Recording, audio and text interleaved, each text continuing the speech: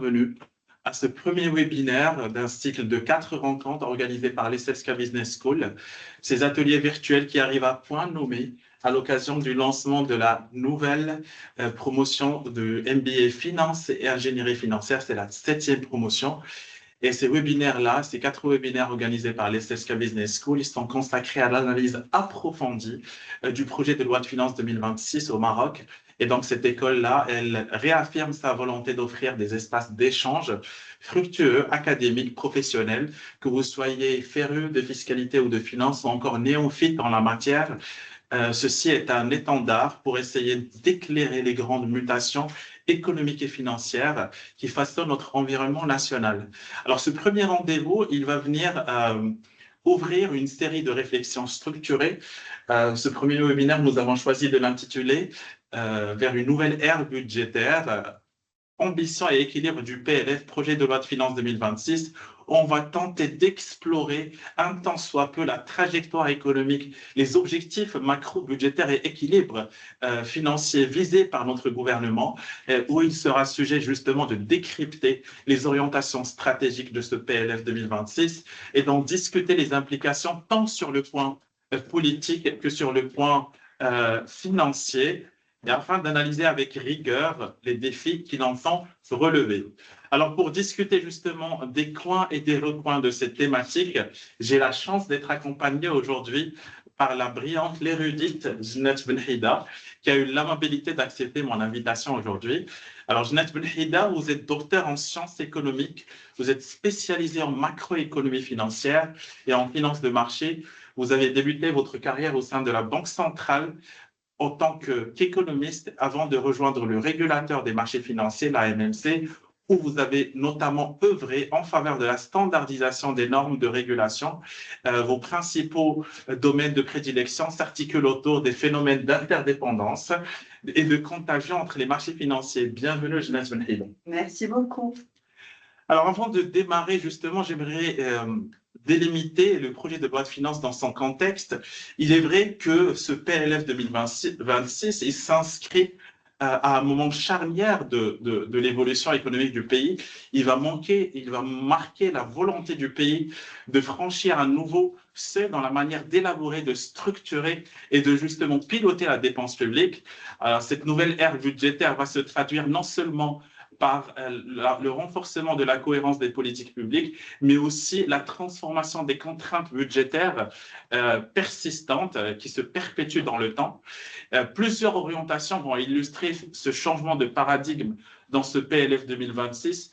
Il sera question de mettre l'accent sur la modernisation des services publics. Par exemple, on va parler d'améliorer la qualité des prestations rendues aux citoyens, la rationalisation des dépenses et de fonctionnement, ou encore l'accélération accrue et qui est parfois poussée à outrance de la digitalisation des différents éléments. Alors, de même, on va essayer de maintenir un niveau soutenu d'investissement public dans ce PLF 2026, où il sera aussi sujet de retrouver les projets d'infrastructure charnières, stratégiques, dans le soutien ciblé aux filières industrielles émergentes et qui reflètent justement la volonté du Maroc de s'inscrire dans la croissance sur un socle plus diversifié et surtout plus résilient. Alors, avant d'entamer ma première question pour vous, chère Jeannette Benhida, j'aimerais avoir votre réaction à chaud à l'édito. Merci beaucoup déjà pour l'invitation.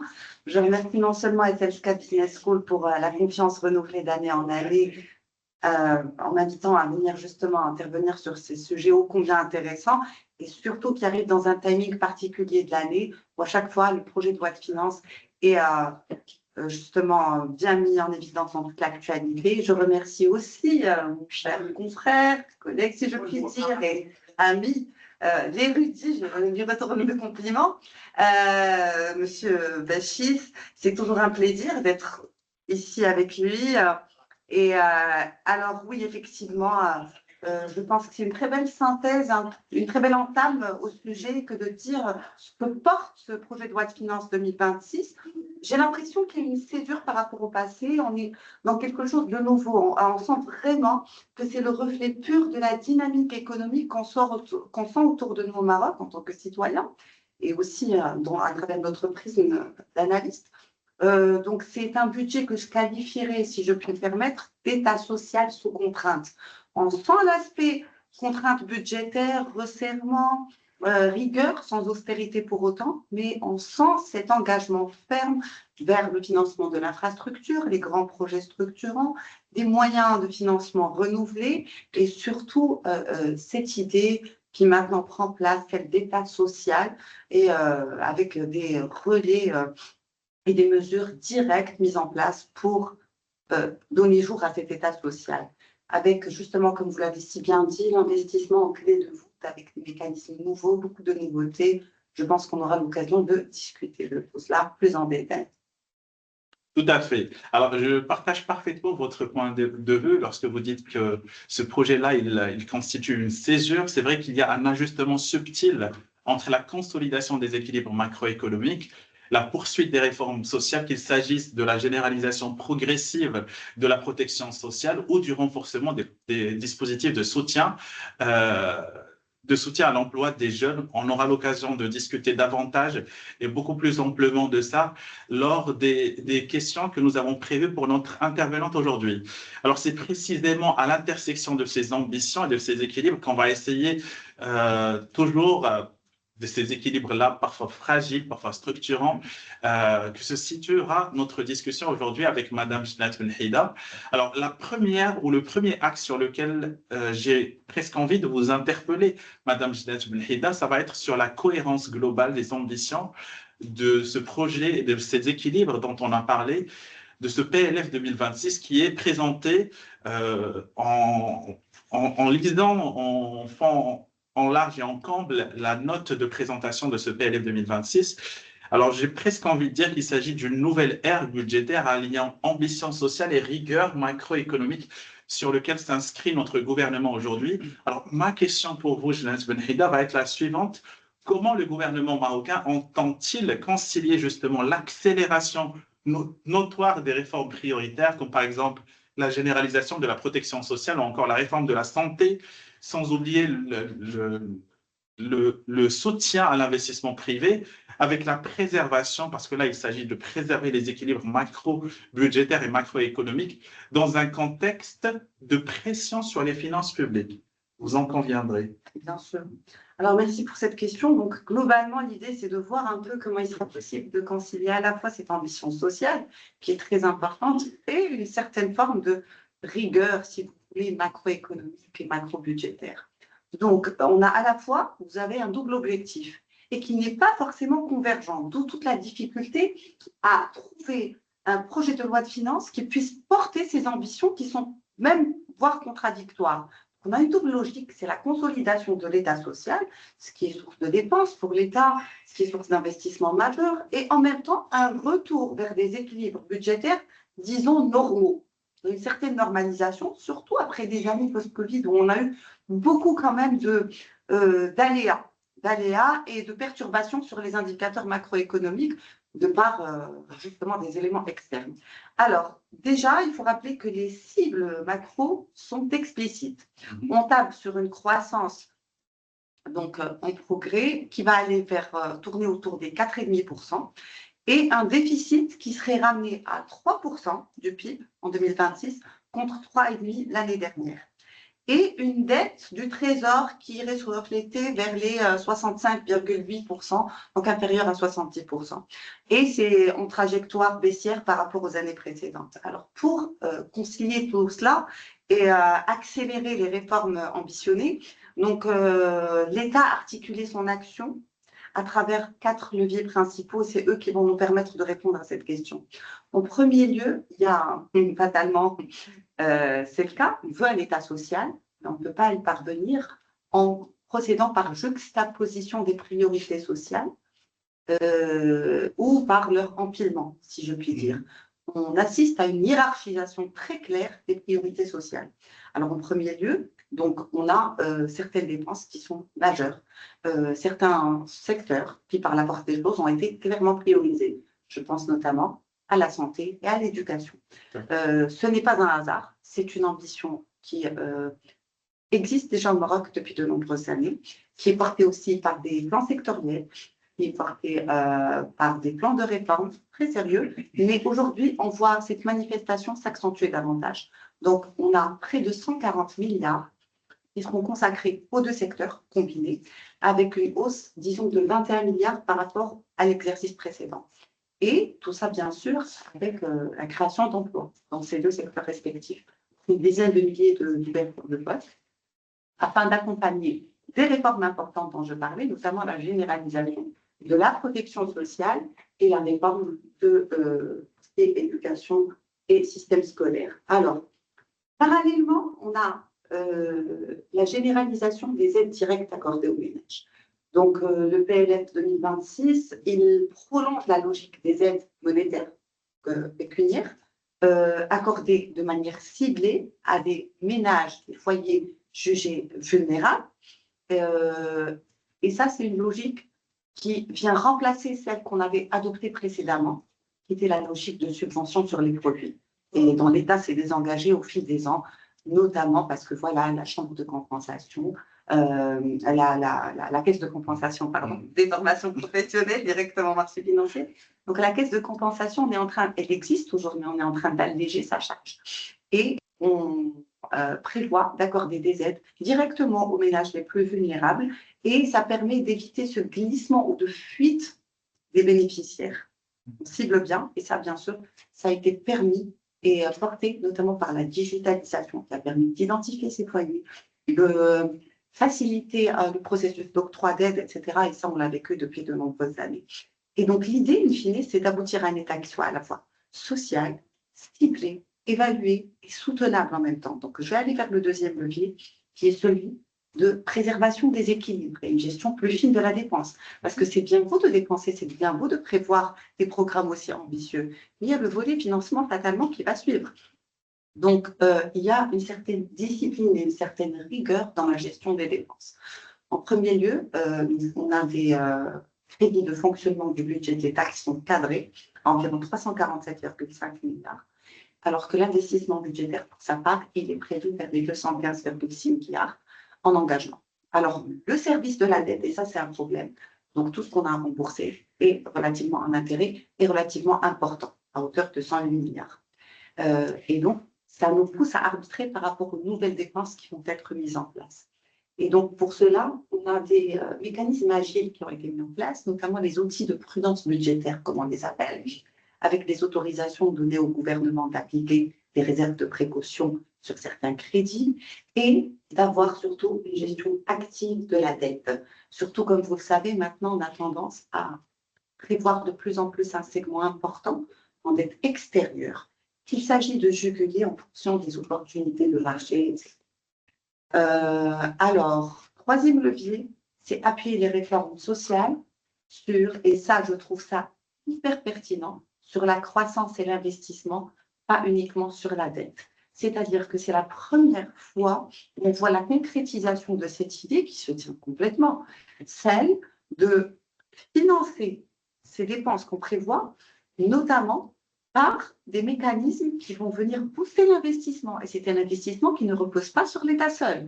Ça veut dire qu'on a un effort massif d'investissement public autour de 380 milliards, en incluant les budgets de l'État, les EEP, les comptes spéciaux, mais on a la mobilisation de l'investissement privé, avec la nouvelle charte de l'investissement, le fonds Mohamed VI pour l'investissement, qui est un fonds souverain qui va avoir une action majeure, j'en suis certaine, dans les prochaines années, et le partenariat public-privé. Donc, pour décharger l'État d'une partie de ces dépenses qui sont quand même assez lourdes. L'idée est claire, on cherche à verrouiller le couple croissance et investissement productif. Il faut que la croissance, quelque part, paie ces investissements productifs. Et enfin, pour le quatrième levier, donc on a le soutien de ces réformes par une fiscalité qui est plus juste et plus large, mais je pense qu'on aura l'occasion de parler de ces aspects fiscaux plus en détail. Tout à fait, Jinat Benhaïda. Merci beaucoup pour cet élan d'explication par rapport à ce premier volet qui était axé sur la cohérence globale des ambitions et des équilibres. Alors, je rejoins parfaitement ce que vous avez dit par rapport à cet élan d'équilibre budgétaire que prend notre gouvernement marocain, surtout pour ce qui est de l'optimisation des dépenses et de la rationalisation des dépenses plus exactement des subventions, notamment via la poursuite de la réforme de la compensation pour dégager des marges budgétaires. Alors, le Maroc, il s'est tourné vers des réformes à impact budgétaire positif pour dégager justement des marges fiscales et des marges budgétaires. Vous avez parlé brillamment de la protection sociale et de la santé qui constituent les deux secteurs protagonistes sur lesquels s'est tourné le Maroc dans ce PLF 2026. C'est vrai que le financement a été généralisé progressivement vers les cotisations. Alors, l'assurance maladie obligatoire, nous avons les programmes AMU aussi en cours de remplacement par les aides sociales directes. Nous avons aussi la mobilisation de l'investissement public-privé. Vous en avez longuement parlé, qui s'appuie fortement sur le soutien à l'investissement privé via la nouvelle charte d'investissement. Nous avons aussi quelques réformes fiscales. Nous en aurons l'occasion d'en discuter davantage, où le Maroc vise une réforme pour élargir justement cette base imposable et lutter contre la fraude fiscale pour augmenter ses recettes de manière structurelle. Alors, j'oublie aussi de jeter votre dévolu sur le soutien à l'équilibre, notamment la maîtrise progressive de ce déficit budgétaire via cette croissance soutenue. Alors, grosso modo, il était sujet de concilier sur un financement mixte, les cotisations, les recettes fiscales accrues et une sélection stratégique des dépenses. Désormais, on va partir sur la stratégie d'investissement et la soutenabilité de la dette, qui constitue l'un des axes vraiment protagonistes de ce PLF 2026. Alors, ma question pour vous, Ajnat Benhida, étant donné que ça rentre un petit peu dans votre corde et dans votre champ de prédilection, l'un des objectifs affichés de ce PLF 2026, c'est de justement renforcer cet investissement public, tout en mobilisant davantage et tout en mettant l'accent sur l'investissement privé. Alors, ma question pour vous est la suivante. Quel mécanisme concret le gouvernement prévoit-il de mettre en place pour garantir justement l'efficacité de ces investissements, notamment via le partenariat public-privé, et comment s'assurera-t-il que cette dynamique reste compatible avec l'objectif qui est de la soutenabilité de la dette, surtout à moyen terme? Merci beaucoup. Alors, merci Monsieur Bachis pour cette question. Alors, oui, effectivement, c'est pour moi le nerf de la guerre, parce qu'il s'agit d'analyser ce projet de loi de finances qui porte des ambitions, comme je vous ai dit, très grandes et bien nobles pour l'avenir de notre pays. Il y a deux volets. Et ces deux volets, ils sont, si vous voulez, l'un est le corollaire de l'autre. C'est-à-dire qu'on va parler d'investissement et on va parler de moyens de financement, à savoir classiquement la dette et sa soutenabilité. Donc aujourd'hui, qu'est-ce qu'on vise exactement? Maintenir un effort d'investissement que je qualifierais de sans précédent. Et en même temps, tout en stabilisant la trajectoire d'endettement. Alors déjà, on est sur une trajectoire, disons, positive en matière de stabilisation de nos équilibres et de tenir une certaine forme de rigueur budgétaire. Pour les non-initiés, il faudrait savoir que tout cela est très normé, et aussi au niveau international. Et ça conditionne beaucoup de choses chez nous. C'est-à-dire que les bailleurs de fonds, les instances internationales, notamment le FMI, la Banque mondiale, ne jurent que par une certaine forme et certaines normes. C'est-à-dire qu'on ne peut pas s'en écarter massivement. Un pays, et surtout émergent dans notre posture, ne peut pas venir et présenter des indicateurs qui s'éloignent des normes édictées par ces institutions et prétendre à obtenir des lignes de crédit, des lignes de financement ou des accompagnements de par ces institutions. Donc ça, c'était juste un point par rapport à l'importance de normaliser justement cette trajectoire. Alors, en premier lieu, par rapport à l'investissement, c'est qu'on a une forme de sélectivité et de bonne gouvernance mise en place sur l'investissement public. Donc, qu'est-ce qu'on a? On a le maintien de plus de 215 milliards d'investissements dans le budget général qui sont complétés à la fois par des investissements des établissements et entreprises publiques et des grands chantiers structurants, donc pour tout ce qui est transport, énergie avec la transition énergétique voulue, l'organisation du Mondial 2030, les infrastructures territoriales dans le cadre de la régionalisation avancée. Et donc, on a là aussi cette histoire de priorisation, comme on l'a vu pour l'État social. Donc, on vise notamment, pour ne citer que comme grand projet, une extension de la flotte de la rame, et ça, c'est complètement compris, attendu en vue de l'organisation de la Coupe du Monde. C'est environ 160 milliards.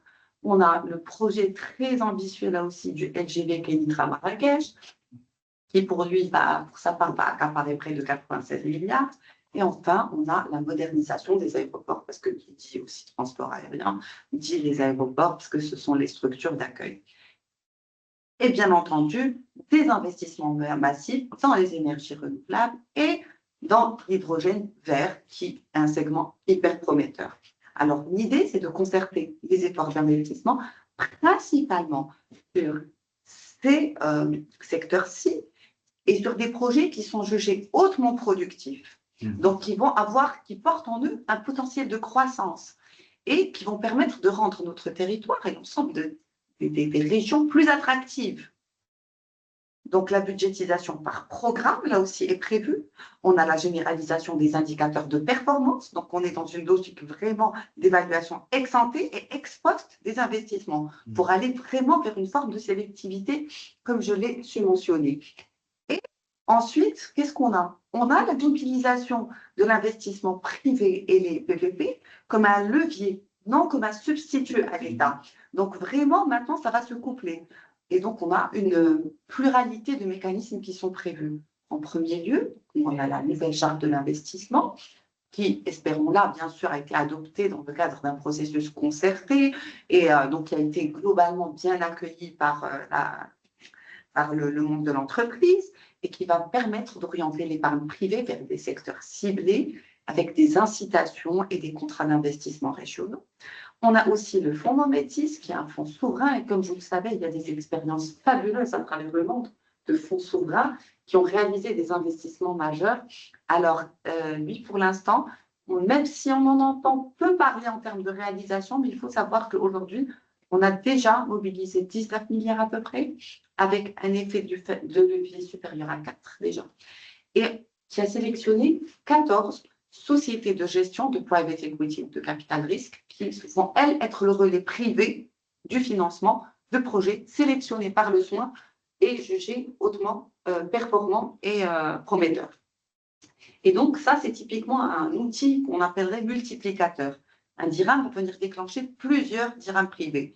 Et parallèlement, donc, on a le partenariat public-privé avec des mécanismes innovants, notamment des montages de type leaseback, sales and leaseback. Donc, l'État, il va venir ne pas privatiser comme on le voyait avant, garder un ascendant sur certaines choses, tout en dégageant des liquidités pour financer d'autres équipements, de nouveaux investissements, etc. Ensuite, maintenant se pose la question claire en termes de soutenabilité de la dette.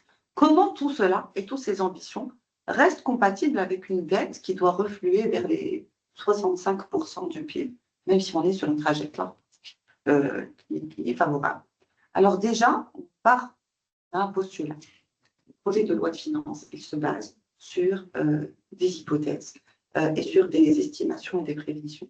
Celle-ci, elle a ce qu'on pourrait qualifier d'un ancrage macroéconomique qui est crédible, avec un déficit ciblé à 3% du PIB en 2026, ce qui correspond au seuil généralement considéré comme acceptable, et une trajectoire de dette publique qui serait à stabiliser dans les alentours de 70% légèrement inférieure, et qui est déjà en légère décrue, mais à condition que la croissance nominale reste supérieure aux moyens de la dette. Ensuite, donc on a, avec ça, les mécanismes dont j'ai parlé en réponse à votre première question, professeur Bachis, c'est la gestion active du portefeuille de la dette. Comme je vous ai dit aujourd'hui, c'est géré d'une manière complètement active et agile avec des opérations de gestion active, des rachats de titres, des échanges, des refinancements. Alors, quand est-ce que cela arrive? C'est en observant les conditions de financement, surtout à l'international. Si c'est plus intéressant, on rééchelonne, on change. Et donc, on est dans une recherche constante d'optimisation du coût de cette dette et surtout pour la jambe externe, le financement extérieur. Et donc, à ce moment-là, ça permet de juguler, ça donne une marge de manœuvre qui est largement supérieure. Et bien sûr, même si j'ai dit qu'on en parlera plus tard, il faut savoir que la réforme fiscale, là aussi, va jouer un rôle d'amortisseur à long terme.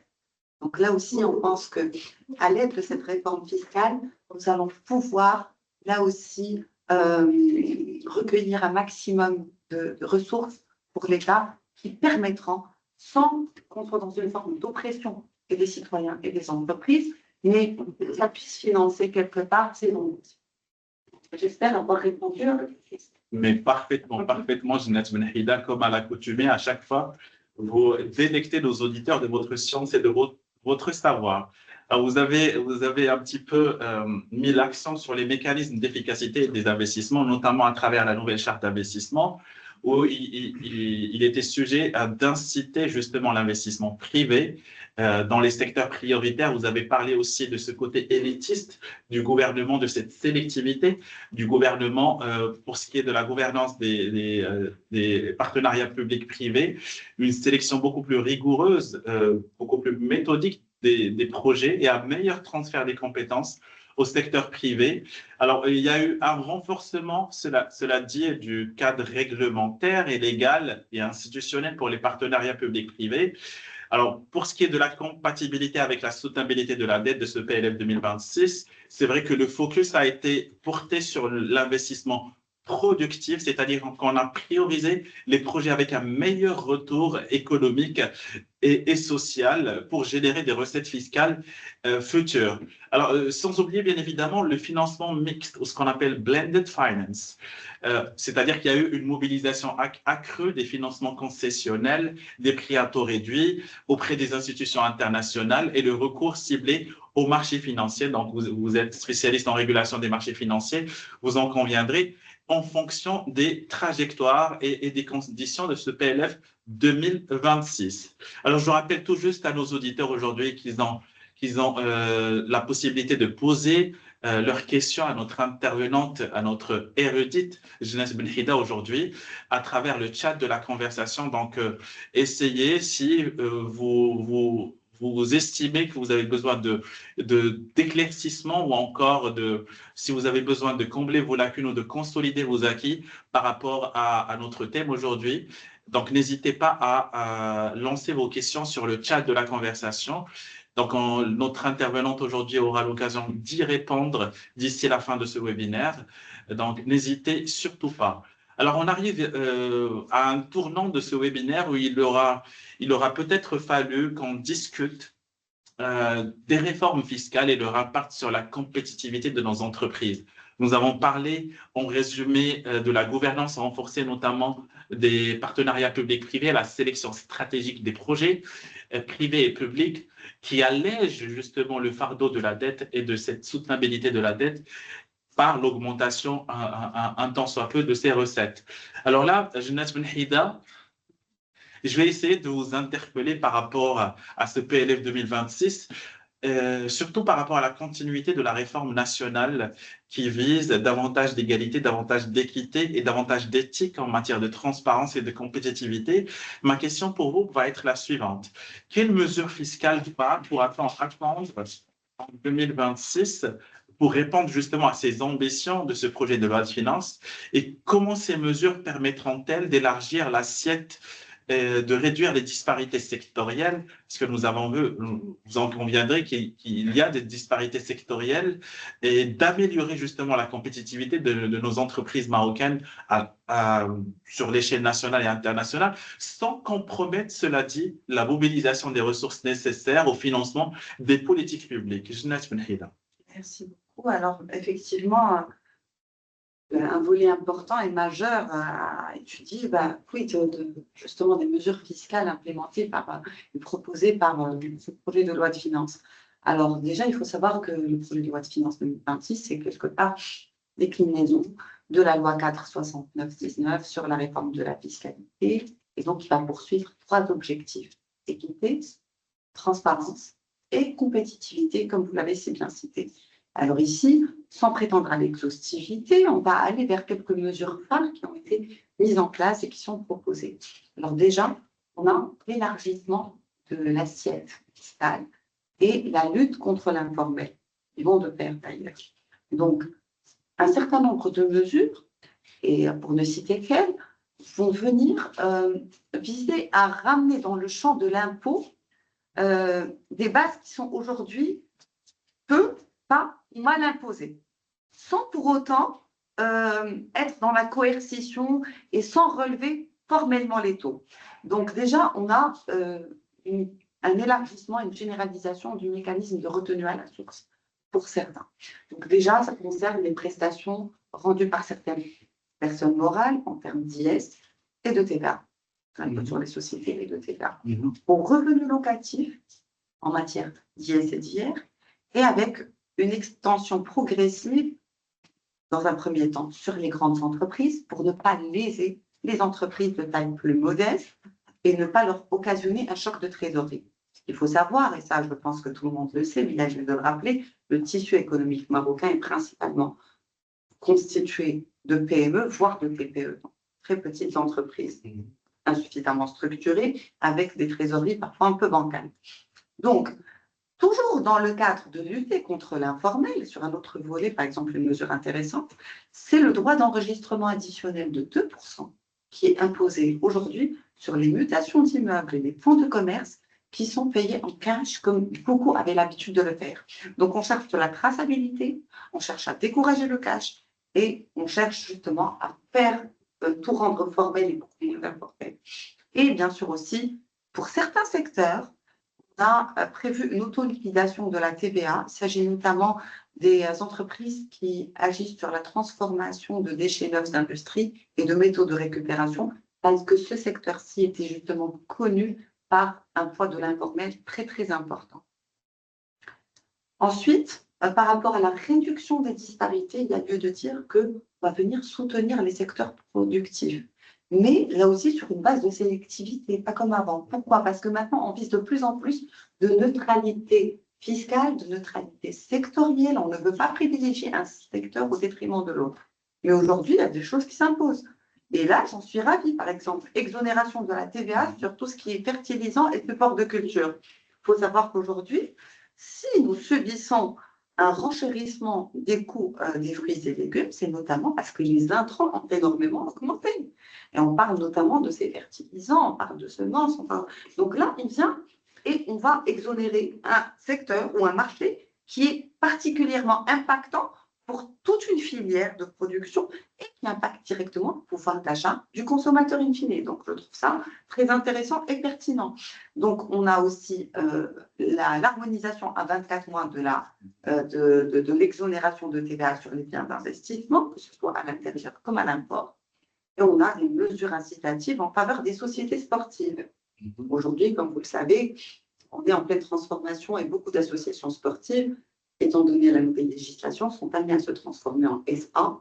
Et donc, là aussi, accompagnement, puisque transformation, un taux d'IS qui va être justement une exonération et puis des rabais par la suite, de même que pour les institutions de microfinance qui devraient se transformer en SA. Et ensuite, sur le plan territorial, comme vous le savez, un des points majeurs qui vont venir caractériser cette nouvelle loi de finances, c'est on sent qu'on est vraiment dans le progrès sur la régionalisation avancée et sur ces questions de territorialité. Donc, on va venir harmoniser la taxe sur les activités professionnelles et la création d'un fonds national de péréquation doté de plus de 5 milliards de dirhams. Donc, pour doter les régions de ressources dont elles auraient besoin, plus prévisibles et atténuer ce côté-là où on a beaucoup de disparités.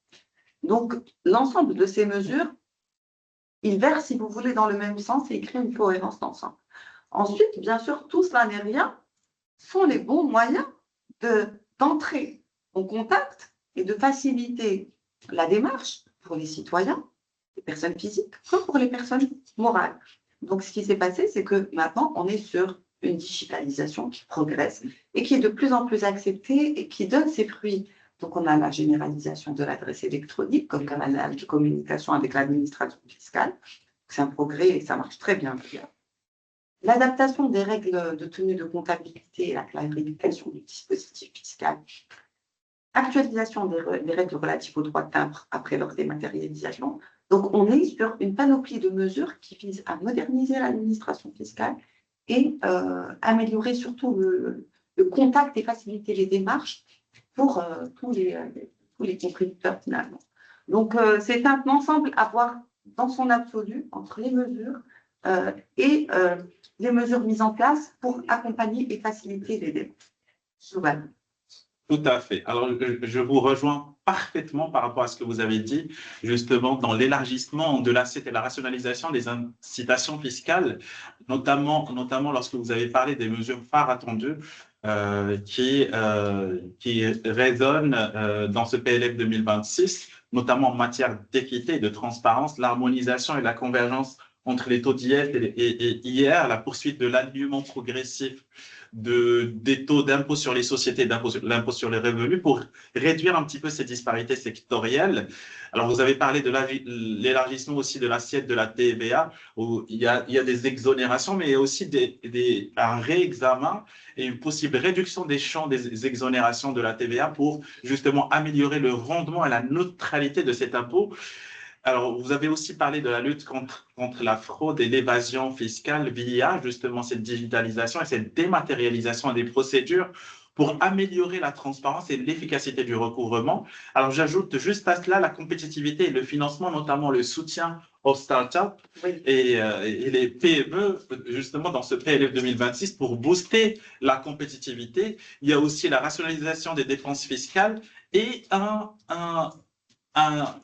regain d'intérêt vers la fiscalité verte écologique, notamment en introduisant ou en ajustant les taxes liées à l'environnement pour encourager les comportements durables et les critères environnementaux, que ce soit les critères ESG, environnementaux, sociaux et de gouvernance, pour une nouvelle source de financement et pour favoriser justement une compétitivité plus responsable, plus pérenne, plus inclusive et plus verte. Alors là, on arrive vraisemblablement à un tournant de notre webinaire où il va falloir justement se porter vers les questions de nos auditeurs. Et je crois qu'il y en a pas mal ici dans le chat. Alors, il y a une question d'un certain Mohamed Ayoub Ali qui nous dit: bonsoir, oui, j'ai une question. Les partenariats publics-privés et le fonds Mohamed VI jouent un rôle central dans la mobilisation des capitaux privés. Quels garde-fous existe-t-il pour garantir que ces investissements génèrent une création réelle de la valeur économique et ne se traduisent pas par des risques excessifs transférés vers l'État? Alors, merci pour cette question. Justement, on en a parlé tout à l'heure et de l'importance justement de ces nouveaux mécanismes. Surtout, bon, le a toujours existé, mais aujourd'hui, ça prend une place majeure contrairement à précédemment. Et puis, le fonds Mohamed VI, qui lui, clairement, est un acteur qui est appelé à jouer un rôle majeur, mais aussi dans notre trajectoire de croissance des prochaines années. L'État a opté pour une approche, disons, un peu prudente, déjà parce que dans la mesure où, avec le fonds Mohamed VI, l'État devient co-investisseur, il n'est pas co-prêteur. Donc, il va prendre des participations, il va vraiment veiller à les mécanismes adéquats pour une sélection optimale des projets, exiger des business plans solides. Donc, l'État commence à se comporter tel un acteur privé qui fait des placements. Et ça, c'est du jamais vu par rapport à avant. Et donc, on aura une gouvernance qui est professionnelle à travers la délégation aux sociétés de gestion qui, elles, font la sélection de projets. Donc, cette architecture telle qu'elle est fondée, elle va permettre d'arriver à une sélection des projets les plus optimaux. Et ça rejoint ce que vous dites. Ça va permettre d'aller vers l'innovation, vers tout ce qui est vert et durable. Ça va aller vers des startups. Donc, on va canaliser quelque part ces fonds-là vers des investissements non seulement productifs et rémunérateurs, mais aussi qui versent dans le sens de nos priorités aujourd'hui économiques. Et on a cette question qui va aujourd'hui guider la sélection des projets, qui est value for money. Donc, aujourd'hui, on ne va pas sélectionner un projet juste parce qu'il y a des plans sectoriels donnés, mais si ça réduit le coût global ou améliore la qualité d'un service donné. Enfin, par rapport à la trajectoire d'endettement, elle va rester maîtrisée grâce à une règle que va financer tout simplement des investissements productifs. Et donc, le gain escompté, il sera toujours supérieur au montant mis en place et investi. Donc, quelque part, c'est une logique de privé qui est insufflée au niveau des placements de l'État, que ce soit à travers le PPP, que ce soit à travers le fonds d'investissement. Et vraiment, on est co-investisseur désormais et plus co-prêteur, comme ça a pu l'être dans d'autres schémas précédents. Tout à fait. L'une des additions notoires de ce projet de loi de finances 2026, c'est justement de s'intéresser aux PME et aux startups.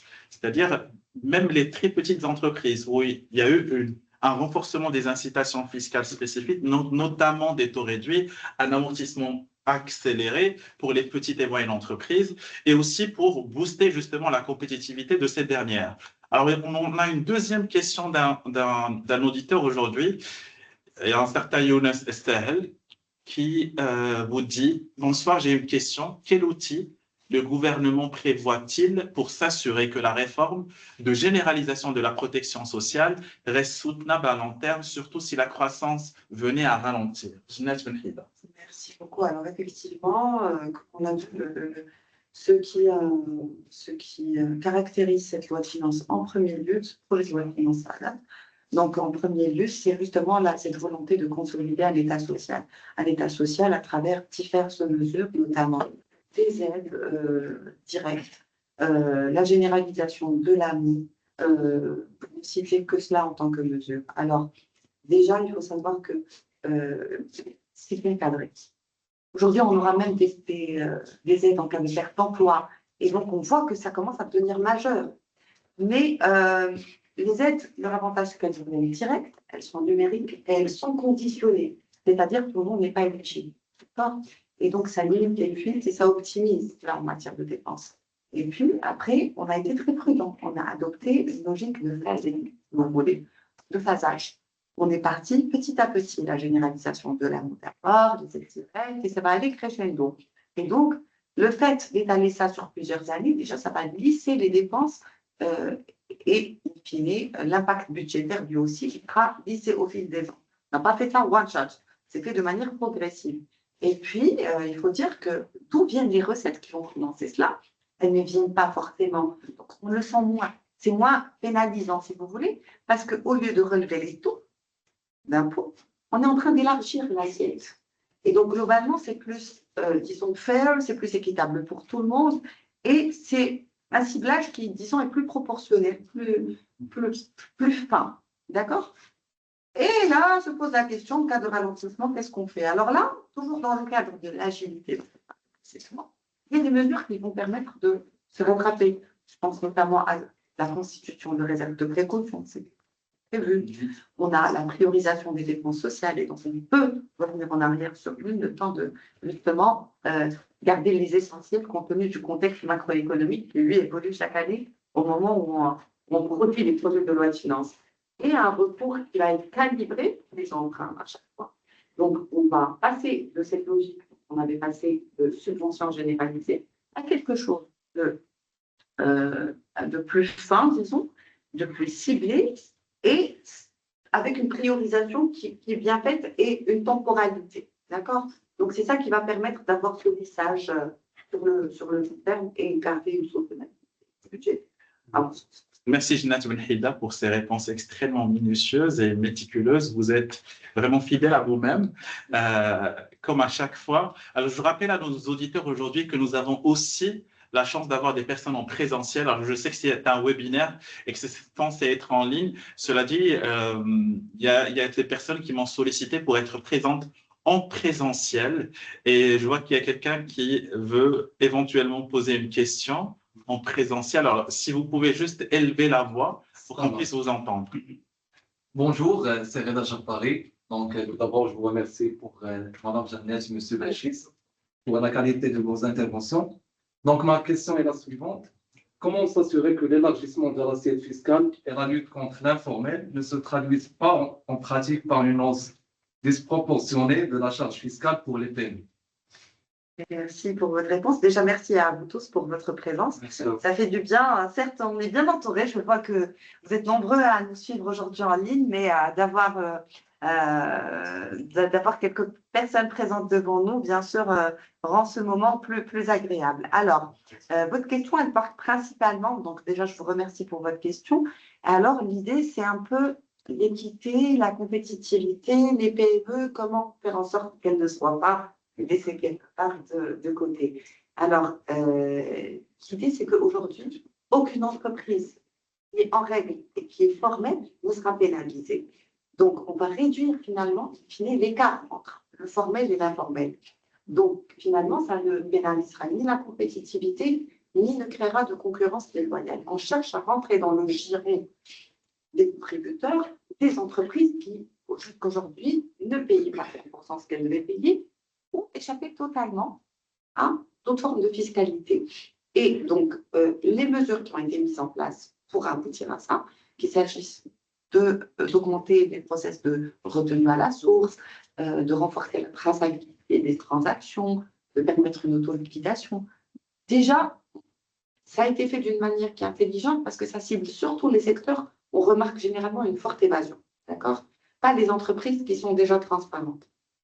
Après, on a en même temps l'investissement qui est encouragé à travers différentes mesures, des exonérations, j'ai cité tout à l'heure, donc, et qui ciblent particulièrement aussi les PME et les TPE et les startups.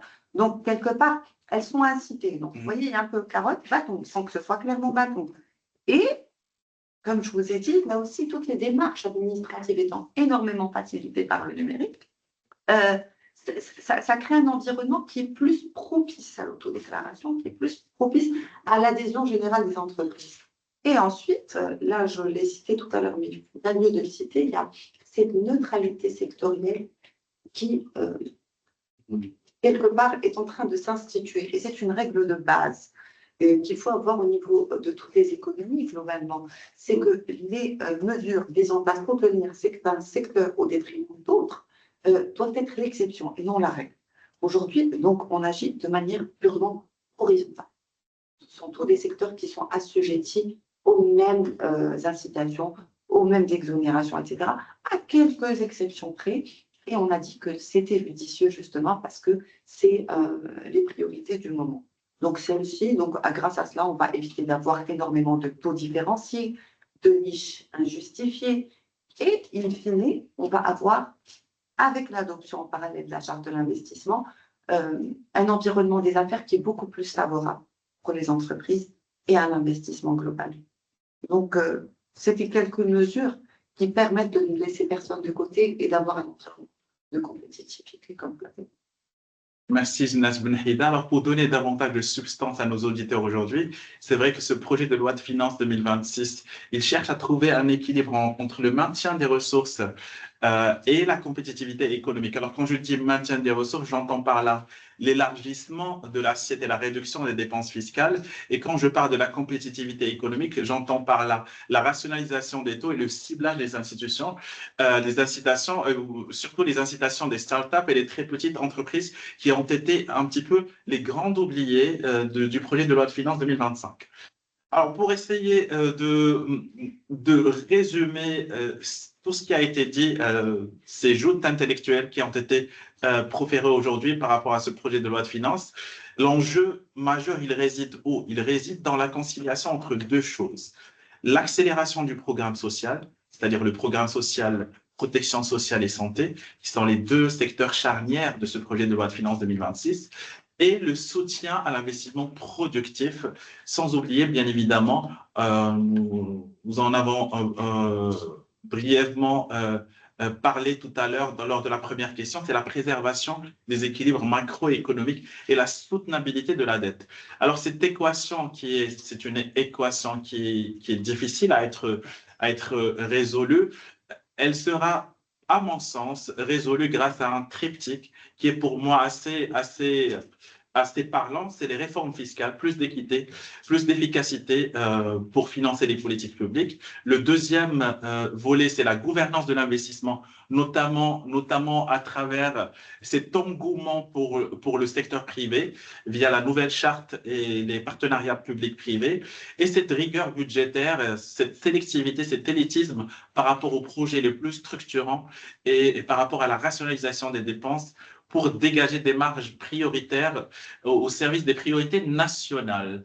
Alors, comme vous le savez, nous sommes aussi tenus par des délais impartis par rapport à ce webinaire. J'aimerais profiter justement de cette occasion pour remercier tout d'abord notre intervenante pour avoir donné de sa science et de son savoir. Pour nos auditeurs aujourd'hui, vous avez été magistral aujourd'hui par rapport au projet de loi de finances 2026 et c'est toujours le cas quand je fais appel à vous. Vous ne tarissez pas d'efforts pour nos auditeurs aujourd'hui. J'aimerais aussi remercier nos participants qui sont présents aujourd'hui en présentiel. J'aimerais aussi remercier et témoigner mon intime gratitude au staff technique. Donc, ils se reconnaîtront, le staff technique ici, staff technique et mercatique et marketing de l'ESSECA Business School, qui nous offre justement cette plateforme pour essayer de discuter de sujets structurants aujourd'hui. Et j'aimerais aussi... Et merci à nos étudiants présents ici. Justement, mon dernier mot va être à l'encontre des étudiants et des auditeurs qui sont nombreux et nombreux à nous avoir rejoints aujourd'hui dans ce webinaire. Alors, nous n'avons pas pu répondre à l'intégralité des questions. Je vous donne rendez-vous dans 3 semaines parce que la périodicité de ce format a changé. Alors, l'année dernière, on faisait un webinaire chaque semaine. Là, pour le coup, la périodicité a changé. On se donne rendez-vous dans 3 semaines pour essayer de parler justement du programme social de ce projet de loi de finances 2026. Je voudrais remercier l'intégralité des personnes qui ont participé de près ou de loin pour que ce webinaire puisse prendre place dans les conditions les plus optimales. Et je vous souhaite une très bonne fin de soirée. Merci à tous. Merci.